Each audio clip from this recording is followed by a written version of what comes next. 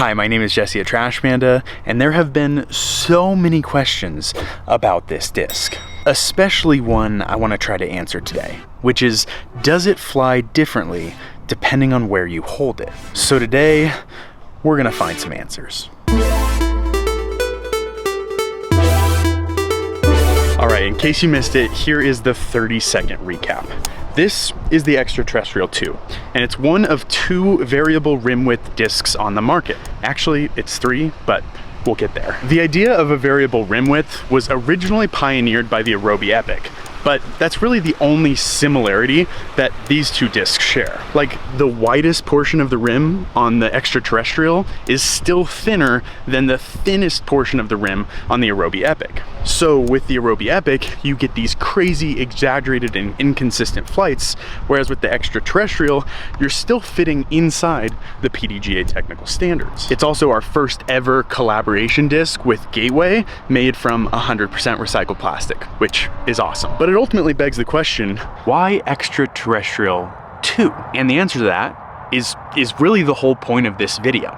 As Dave was prototyping this disc, he prototyped multiple variations. So you already know the Extraterrestrial 2, but there's also the Extraterrestrial 1. On the Extraterrestrial 2, you've got a 2.4 centimeter rim on the widest part, and on the Extraterrestrial 1, the widest part is 2.6 centimeters. So if you want to, you can think about that as 14 speed and 15 speed. On top of that, the Extraterrestrial 1 has a more concave wing, where the Extraterrestrial 2 is much flatter. Still concave, but flatter. But I know, Jesse, how do they fly? So here's the 2.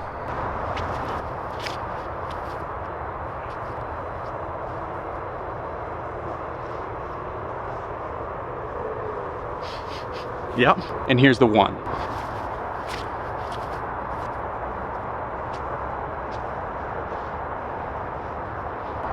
So the 1 is super beefy, and it's mostly a 160 class disc. So that disc was 10 grams lighter than the one I threw before it, yet it's still so overstable. I've been referring to the ET2 as a Wraith, but Hunter from Foundation referred to it as a Thunderbird. So depending on which one of those you like more, maybe ET1 is Firebird or Destroyer. But are they even consistent? I think the answer to that question depends on who you ask. Or maybe it just depends on how you actually throw the disc. Like, a lot of people, when they first get the disc, will try holding it in different places and throwing it on different angles, different speeds, etc. But in my experience, as soon as you choose a specific spot to hold it, the disc is only as inconsistent as I am.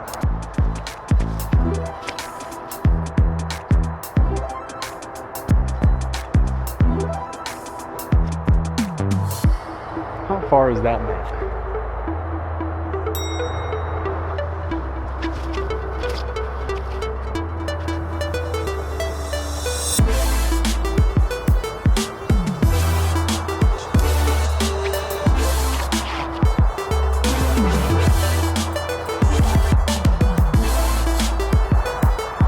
I think I could see it.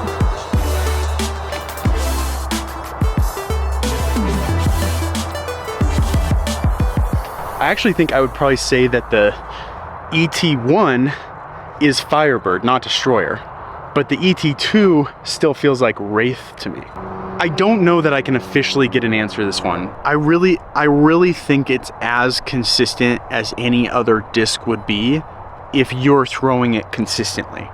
The only other variable that gets added for the Extraterrestrial is that you can hold it with varying rim widths, which then begs the question, does the Extraterrestrial fly differently depending on where you hold it? Well, to answer that question, I called my friends at Tech Disc. I'll just get right out in front and say, I don't think it flies different depending on where you hold it. I think you throw it differently depending on where you hold it. But I don't want to just hypothesize. I figured let's actually use data to answer that question. Funny enough, the first problem came with figuring out where exactly to put the Tech Disc, because on every other disc they put it on, it's centered in the inner diameter. but for the extraterrestrial, it's on the center of mass. So we figured that out, and now we have a disc with a non-concentric rim and a computer on the bottom, so I can once and for all test if where I'm holding on the rim affects how I end up throwing the disc. And by the way, the sample size for this data is gonna be way more than just me, because TechDisc actually took this out to Worlds this year and got over 650 individual throws with the extraterrestrial. So yes, I will include those when I try to get the official answer, but I have not even looked at that data yet because I want to throw it without any preconceived bias or notion or anything. So thin side, front loaded, back loaded, and wide side. 25 throws each? I think that's fair. Actually, my arm hates that idea. 15 throws each? 10 throws each. Okay, 54 miles per hour, 1,170 RPM. Let's do this 39 more times.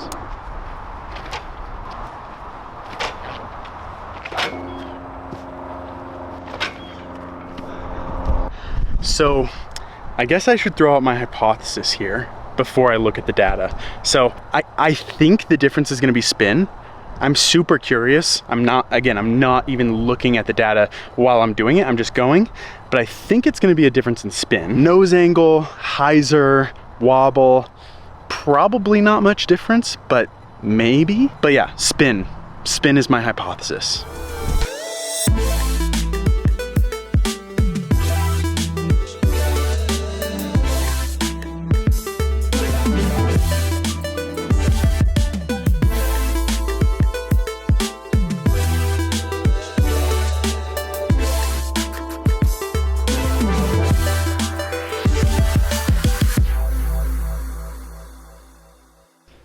Okay, we are back in the booth and I've got my data pulled up on the screen to see what we can figure out. And first off, I know TechDisc gets a lot of love and they don't necessarily need more of it, but I just have to say, like, looking at this, seeing like my last throw was 53.1 miles per hour, 1,711 RPM, 6.8 wobble, classic Jesse, 13 degree hyzer, 3.9 degree nose angle, negative 1.7 launch.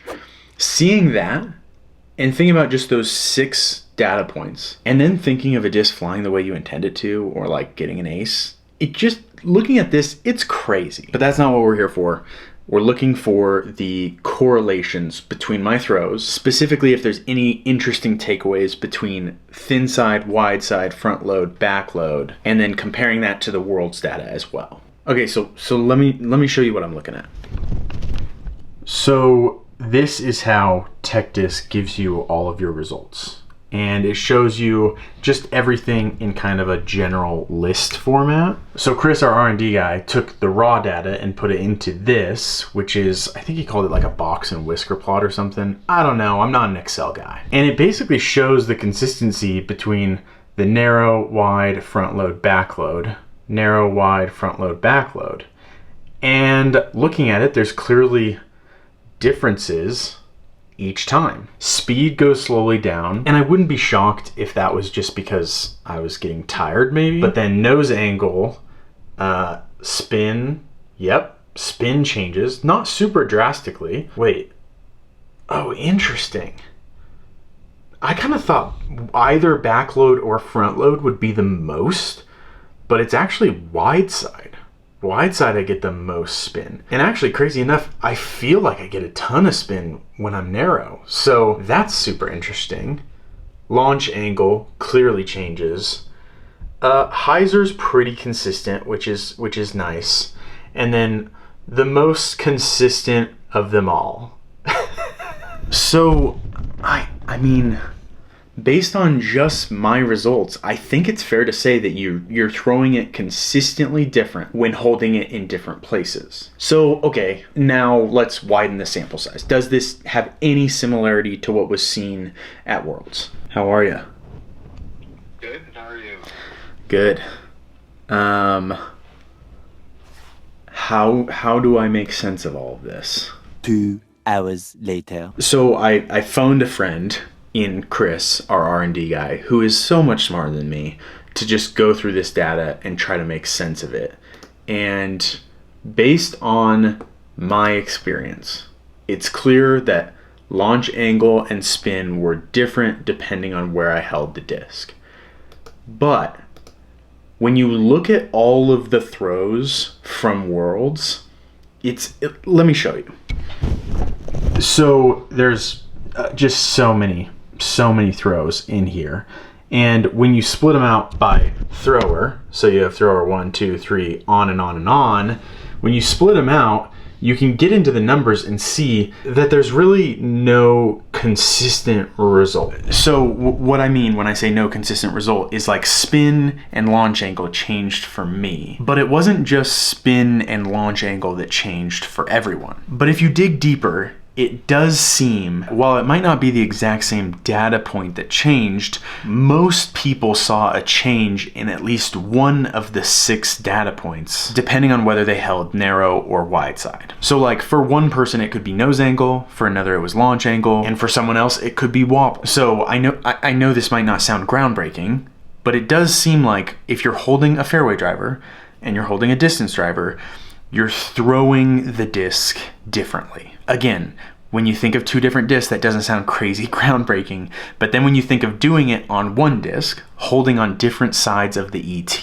you're ultimately throwing one disc differently. So hypothetically, while I've been thinking about choosing where to hold the disc based on what's most comfortable to me, you could analyze the data and choose based on where you're throwing the disc the most consistently or the best, or based on what you're trying to do. Like if I'm stepping up to a shot where I want a specific launch angle or a specific spin, I can hold it wide side or front loaded to get 2 consistently different results. Whoa. I'm not the smartest tool in the shed, so maybe I just didn't think of this, but that unlocks a whole new thing for this disc, like a whole new use. Because up to this point, we've been saying that the one thing we can for sure say about the ET is that you can hold it wherever is most comfortable for you. But if you know your data and how you throw a disc, then the ET could be a disc in your bag that you can get to do multiple things depending on what you want on any given tee, which is crazy. I did not expect that. I thought it would be just like everyone had different spin when they held it in a different place. But the result is actually that everyone just has a different unique experience depending on where they hold the disc. Whoa. When I started this video, I did not know where it would go. These were questions that I didn't have an answer to. And I thought it would go to certain places. I did not think it would go here. And this is crazy. It's also giving me just this newfound appreciation for the name extraterrestrial, because it truly is a unique encounter for everyone. And while I've never experienced it myself personally, when it comes to alien encounters, I think there's a couple things that are true. First, you never know how long it'll last. Second, it doesn't totally make sense, which is maybe okay. And last but certainly not least, afterwards, you'll never be the same. All right, if you made it this far, then you are officially in the deep end, which means I have something both interesting and technical. So as you saw in the video, the ET2 is more of a straight flying disc, but it still has that overstability, whereas the ET1 is just beefy. And what's really interesting about that is that both of these are extremely similar discs. Like if you look extra close at the profile of both discs, they're almost the exact same. The ET1 is only 0.2 centimeters wider at the widest point, and it has that more concave wing shape. So I called Dave and I asked him if you had 2 discs that were exactly the same, like they were truly the same disc except for one thing, and that was how concave the bottom of the wing was, what would that effect look like in terms of the flight? And he said 2 things. First, more low speed fade, which I'm still wrapping my brain around that one, but that just means more fade at a lower speed, like it's crashing harder. And then because there's technically less mass on the outside wing because of that concave, when you think about it, it's like almost taking a bite out, then because of less mass on the outside, it's gonna have less of that forward movement. Because the more mass you can get on the outside and the less in the middle means the farther a disc can go. So in human speak, that means the disc doesn't move as far, and also because it's not moving as far and has lower speed stability, it's much more overstable. So the flight comparison of the ET2 to like an 11-speed driver and the flight comparison to the ET1 with like a 9-speed driver is actually scientifically validated. That blew my mind. By the way, I'm not getting compensated to say this or anything, but this morning, before coming out here, I was like, oh shoot, I should connect the tech disc to make sure there's no problems or anything like that, just in case it takes a long time. I don't want to have to do that in the field. And it took 10 seconds, like literally 10 seconds. So good.